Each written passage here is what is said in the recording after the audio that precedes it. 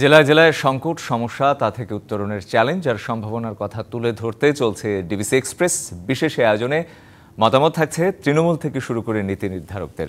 DBC express আজ সারাদিন আছে টাঙ্গাইল জেলায়। আমরা এখন রয়েছি টাঙ্গাইলের পৌর উদ্যানে। আমরা শুনবো এই জেলার যারা নাগরিক রয়েছেন তাদের কথা, তাদের মুখ থেকে জানবো সমস্যা এবং সম্ভাবনার বিষয়।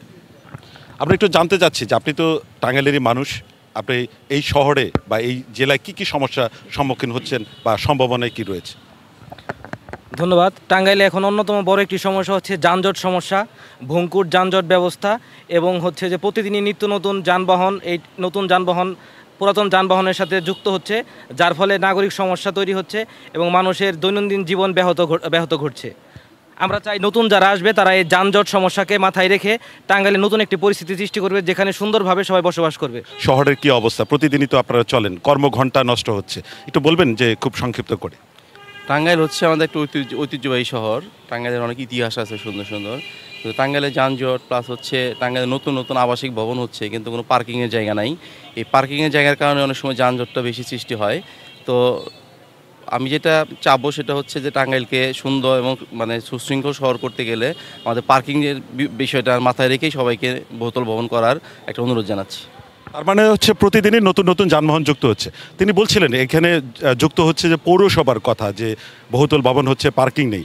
আপনার দৃষ্টিতে টাঙ্গাইলে আর কি কি সমস্যা রয়েছে বা কি এই উত্তরণের পথটাই কি? আচ্ছা, থ্যাংক ইউ, আপনাকে ধন্যবাদ। আমার দৃষ্টিতে যেটা টাঙ্গাইল শহরে ঐতিহ্যবাহী একটা শহর এবং টাঙ্গাইল হলো শিক্ষানগরী শহর। টাঙ্গাইল শহরে ঢুকতে গেলেই ময়লা আবর্জনায় আমাদের দুর্গন্ধ এগুলো করতে হয়, এই পোয়াতে হয়।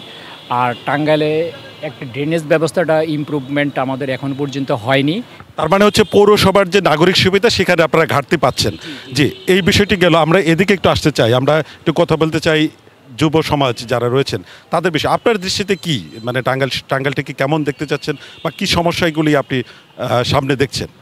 আচ্ছা, আমাদের যুব সমাজের মধ্যে বর্তমানে সবচেয়ে বড় সমস্যা হচ্ছে মাদক।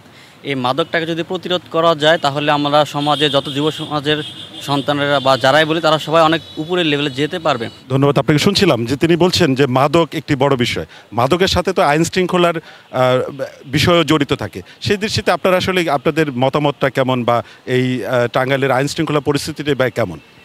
টাঙ্গাইল অ্যাকচুয়ালি একটা ঐতিহ্যবাহী শহর, কিন্তু এখানে আমরা দেখতে পাচ্ছি যে চাঁদাবাজির একটা প্রকটভাবে চাঁদাবাজি বিরাজমান এবং আইন শৃঙ্খলা পরিস্থিতির আমার অভাব, সুশাসনের অভাব আমি লক্ষ্য করতেছি।